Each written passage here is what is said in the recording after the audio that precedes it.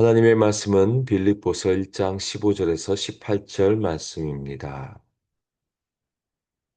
어떤 이들은 투기와 분쟁으로, 어떤 이들은 착한 뜻으로 그리스도를 전파하나니, 이들은 내가 복음을 변증하기 위하여 세우심을 받은 줄 알고 사랑으로 하나, 그들은 나의 매임에 괴로움을 더하게 할 줄로 생각하여 순수하지 못하게 다툼으로 그리스도를 전파하느니라. 그러면 무엇이냐? 거칠애로 하나, 참으로 하나, 무슨 방도로 하든지 전파되는 것은 그리스도니 이로써 나는 기뻐하고 또한 기뻐하리라. 아멘.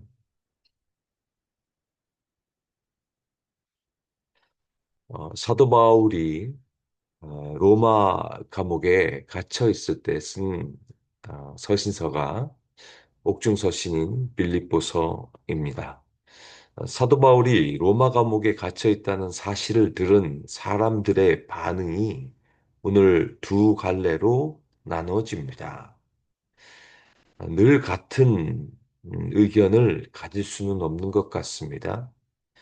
어떤 문제가 발생하면 다양한 해석이 있기 마련입니다. 사도 바울이 복음 때문에, 예수 때문에 감옥에 매여 있을 때 첫 번째 사람들의 반응이 소개됩니다. 이들은 상당히 부정적입니다.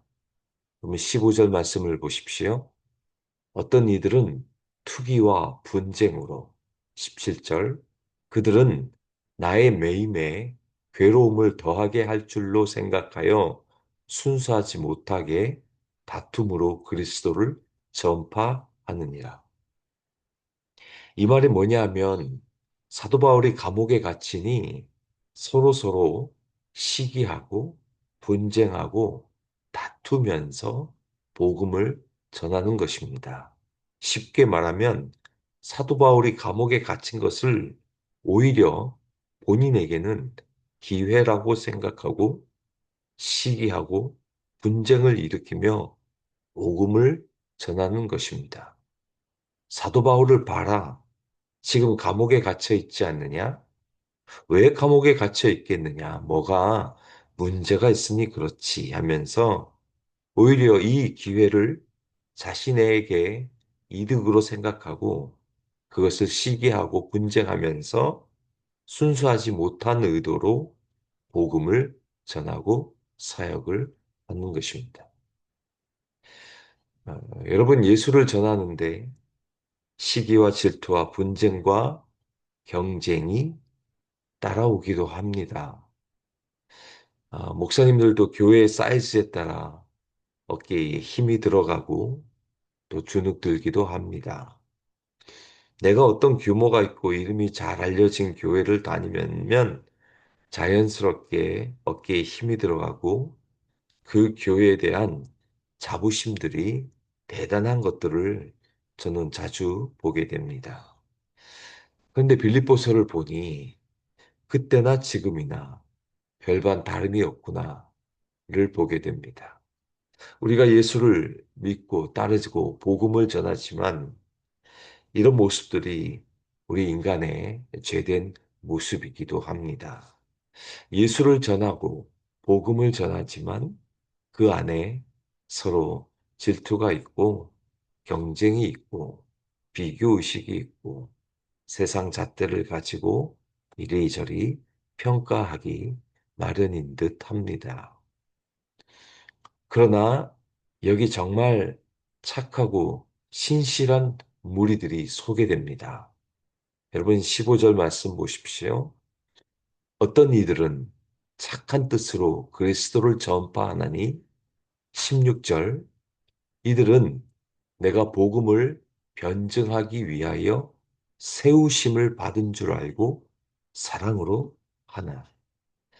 이들은 사도 바울의 매임을 복음을 변증하기 위하여 세우심을 받은 것으로 인정한 것입니다.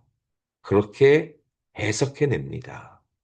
여기서 세우심을 받았다라는 표현은 이 말이 원래는 군사 용어로 명령에 의해 배치되다라는 뜻을 가지고 있습니다.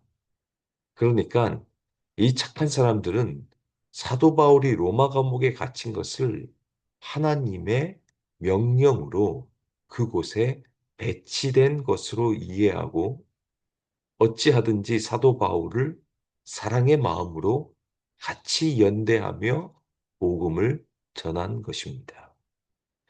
여러분, 사도 바울이 감옥에 갇혀 있을 때 서로 마음을 함께 해주는 것만큼 힘이 되는 일이 어디 있겠습니까? 여러분, 우리의 인생에 힘이 들고 어려운 상황에 처할 때 함께 해주는 사람들이 얼마나 감사합니까? 그런 사람들이 진짜 힘이 되는 사람들일 것입니다. 사도 바울이 로마 감옥에서 견딜 수 있고 그래도 힘이 된 것은 다름이 아니라 이 착한 사람들, 사랑으로 복음을 전하는 사람들 때문에 견디고 용기를 내고 이겨나갈 수 있었습니다. 여러분들은 어떤 사람들이십니까? 남의 어려움을 내가 이용하고 기회로 삼으려는 사람이 되지 않기를 바랍니다. 내 이웃이 어려울 때 마음을 같이 하고 그 이웃의 어려운 상황을 하나님의 선한 뜻으로 해석해내며 사랑으로 다가가고 사랑으로 함께 연대해주고 함께 마음을 같이 해주는 그런 선한 사람들이 되시기를 바랍니다. 욥기서를 보면 욥의 친구들이 소개됩니다.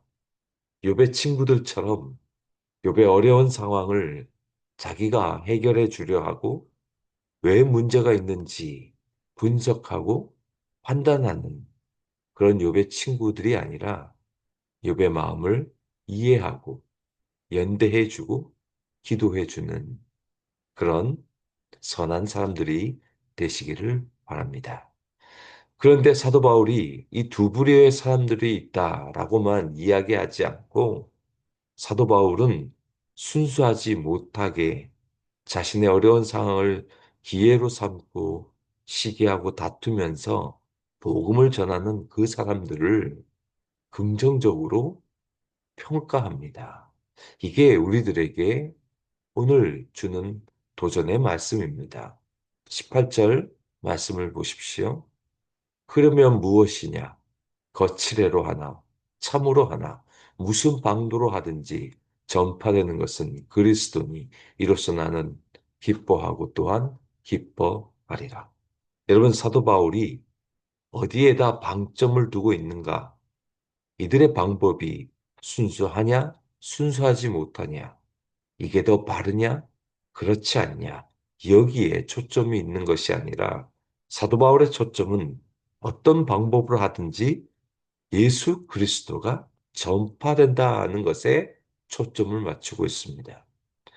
이 말이 무슨 의미냐 하면 사도 바울이 자신의 개인적 이해관계보다 복음이 전파되는 것에 더 큰 목적을 두고 있다는 사실입니다. 이런 대승적인 마음을 우리가 언제 가질 수 있을까요? 나의 개인적 이해, 나의 득실 관계보다 복음이라고 하는 더 큰 그림을 보고 있습니다. 복음이 전파되고 예수 그리스도가 어떻게 했었든지 알려지게 되면 It's okay라는 것입니다. 내가 좀 무시되면 어떠냐? 내가 좀 덜 알려지면 어떠냐? 어떻게 해서든지 복음이 전해지고 예수가 알려지면 그것으로 나는 족하다는 것입니다. 그렇게 되기만 하면 나는 기뻐하고 또한 기뻐할 수 있다는 것입니다. 너무 감동이고 도전되지 않습니까? 개인의, 내 개인의 사사로운 이익의 문제를 떠나 복음을 위해 내가 어떻게 취급받아도 괜찮다는 것입니다. 그래서 사도 바울은 고린도후서 4장 5절에서 이렇게 말합니다. 우리는 우리를 전파하는 것이 아니라 오직 그리스도 예수의 주 되신 것과 또 예수를 위하여 우리가 너희의 종된 것을 전파하노라. 사도 바울을 알면 알수록 그 깊이가 더합니다. 사랑하는 성도 여러분, 나의 이익보다 복음을 앞세우는 오늘 이 사도 바울의 정신, 사도 바울의 신앙을 본받고 도전받기를 원합니다. 우리의 모든 삶이 우리의 이익보다 그리스도를 위한 것, 복음을 앞세우며 살아가시는 더 성숙한 저와 여러분이 되시고 복음을 위해 살아가시는 우리 모두가 되시기를 주님의 이름으로 축원드립니다.